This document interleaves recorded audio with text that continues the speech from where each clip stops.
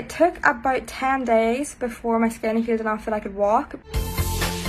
Hi, my name's Catherine, I'm 24 and I'm from just outside Belfast. So the day I got my sunburn, I was actually on the island of Mallorca in Spain, and to be honest, the weather's actually better now than it was that day. It was 18 degrees, quite overcast, relatively cloudy, just not a particularly sunny day. When I left the beach, I actually didn't realise how sunburned I was. It wasn't until I went into one of the little local shops to buy a drink of water that the lady told me that the back of my legs were really sunburnt and I should get some after sun. So I'd been a bit sunburnt before and I was like, yeah, I'm sure I'll be fine, and I headed out to dinner, and it wasn't until I sat down on the leather seats in the restaurant that I realised the extent to which my skin was actually burning.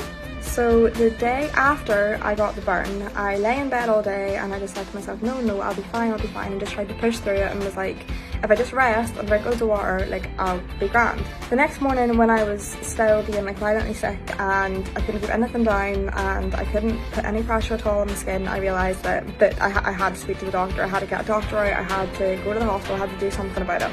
So basically, I decided to go home early because, stupidly, I didn't have any travel insurance, and when I had spoken to the doctor, she had said to me that if I went to the hospital, which I needed to do, that I would need to get an ambulance to the nearest hospital, which would have cost me a couple of grand, and then obviously pay for whatever the medical fees were when I got there. So I decided that I'd rather pay £150 and bear the flight home than pay for whatever medical fees I would have incurred in Spain.